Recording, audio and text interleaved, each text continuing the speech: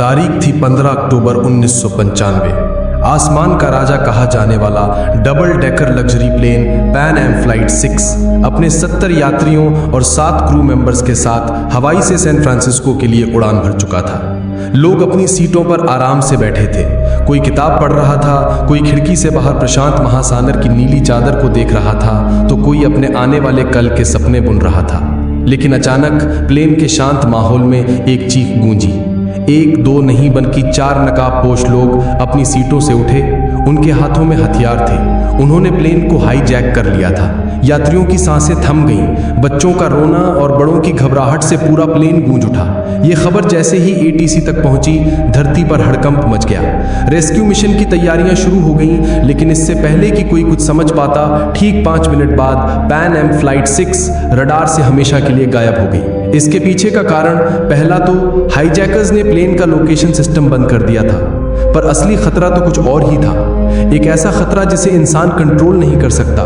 Plane सीधा प्रशांत महासागर के सबसे बड़े और खतरनाक तूफान टाइफून के मुंह में जा चुका था। भयानक हवाएं प्लेन को किसी खिलौने की तरह उछाल रही थीं।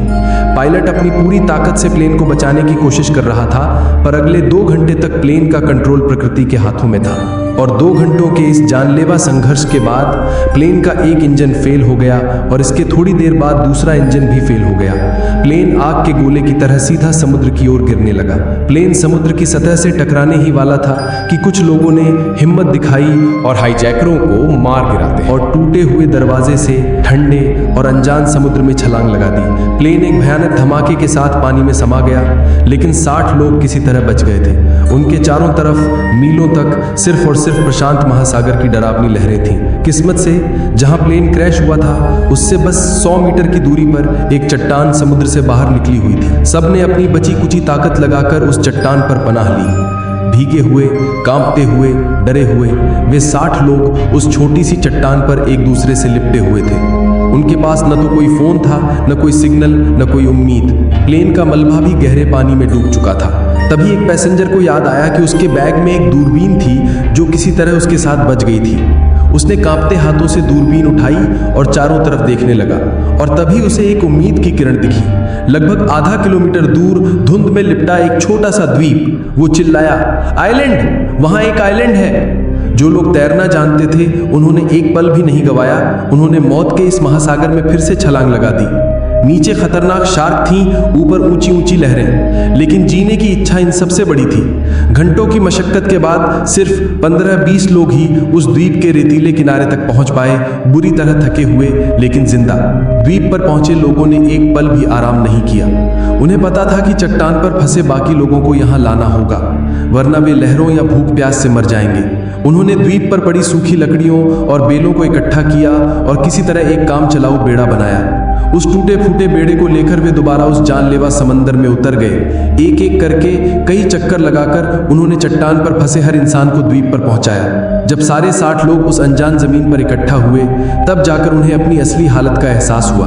ये कोई जन्नत नहीं थी, ये एक सुनसान वीरान द्वीप था। कुछ नारियल के पेड़, थोड़ी बहुत जंगली झाड़ियां और चारों तरफ सिर्फ रेत। न खाने का कोई इंतजाम, न पीने के पानी का कोई स्रोत। निराशा के बादल उन पर छा गए। कुछ लोग घुटनों के बल बैठकर रोने लगे, कुछ अपने परिवार को याद करके चिल्लाने लगे, तो कुछ बस सिर पकड़कर बैठ गए। यकीन नहीं कर पा रहे थे कि वे वाकई जिंदा हैं या ये कोई भयानक सपना है। इसी हताशा के बीच एक स्कूल टीचर मिस्टर डेविड आगे आए। उन्होंने बुलंद आवाज में कहा, दोस्तों, अगर हम घबरा गए तो हम सब मारे जाएंगे।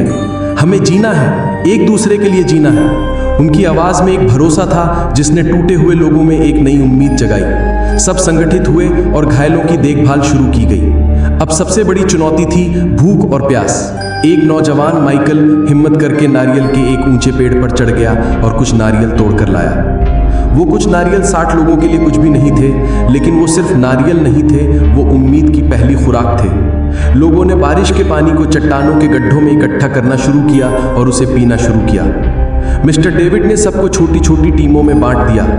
एक टीम को द्वीप पर खाने लायक फल या जड़ें खोजने का काम मिला, तो दूसरी टीम को शेल्टर बनाने का। सबसे मुश्किल काम था मछली पकड़ने का।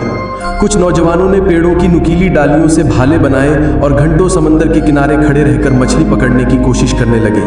कई नाकाम कोशिशों के बाद आखिरकार उन्होंने एक छोटी सी मछली पकड़ ही ली। उस दिन जब उस मछली को आग पर पकाया गया तो उसकी खुशबू किसी दावत से कम नहीं थी। सबने उसका एक एक छोटा टुकड़ा खाया। वो सिर्फ एक मछली का टुकड़ा नहीं था, वो उनकी पहली जीत थी।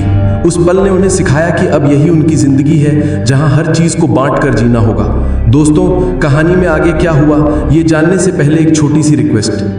अगर आपको ये सच्ची घटना दिल को छू रही है तो प्लीज इस वीडियो को एक लाइक कर दीजिए और चैनल को सब्सक्राइब करना मत भूलिएगा। आपका एक सब्सक्राइब हमें ऐसी ही और कहानियां आप तक लाने की हिम्मत देता है। और हाँ, कमेंट्स के बगल में जो नया हाइप का बटन है उसे भी जरूर दबाइएगा।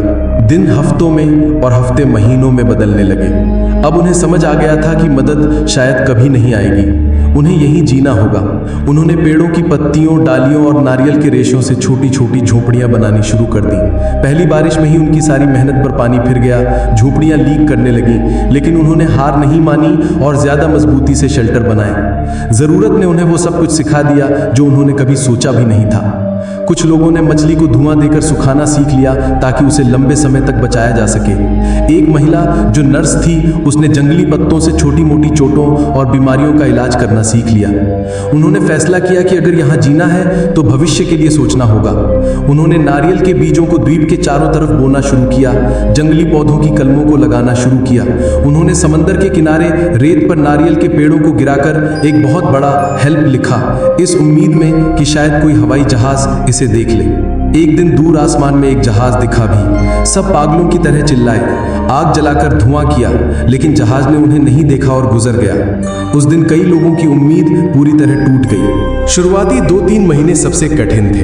अनजान द्वीप का माहौल, खाने की कमी और साफ पानी न होने की वजह से बीमारियां फैलने लगी। निराशा और अकेलेपन ने कई लोगों को मानसिक रूप से तोड़ दिया। एक एक करके 10 लोगों ने दम तोड़ दिया। हर मौत उनके लिए एक गहरा सदमा होती। वे अपने साथी को अपने हाथों से रेत में दफनाते और असहाय होकर रोते। अब वो 60 से 50 रह गए थे। उधर बाहरी दुनिया में महीनों के सर्च ऑपरेशन के बाद भी जब पैन एम फ्लाइट 6 का कोई सुराग नहीं मिला तो सरकार ने उन्हें मृत घोषित कर दिया। उनके परिवारों के लिए शोक सभाएं हुई, अखबारों में उनके नाम छापे गए। दुनिया के लिए वे 77 लोग अप्रशांत महासागर की गहराइयों में दफने एक दर्दनाक याद बनकर रह गए थे। उन्हें नहीं पता था कि उनमें से 50 लोग अभी भी एक अनजान द्वीप पर हर दिन मौत से लड़ रहे थे, इस उम्मीद में कि कोई उन्हें बचाने आएगा। लेकिन दुनिया उन्हें भुला चुकी थी। ये उनके संघर्ष का सबसे काला अध्याय था, जब उन्हें लगा कि वे अब हमेशा के लिए यहीं फंस गए हैं। 2 साल बीत चुकी थे, जिंदगी अब एक ढर्रे पर आ गई थी। उन्होंने जीना सीख लिया था। और फिर उस वीरान द्वीप पर एक चमत्कार हुआ। एक महिला ने एक स्वस्थ बच्ची को जन्म दिया। उस बच्ची की पहली किलकारी ने पूरे द्वीप के माहौल को बदल दिया। जहां अब तक सिर्फ मौत और निराशा थी, वहां अब जिंदगी का संगीत गूंज रहा था। हर कोई उस नन्ही जान को देखने आया। उनकी आंखों में आंसू थे, लेकिन इस बार ये आंसू खुशी के थे। उस बच्ची ने सबको जीने की एक नई वजह दे दी।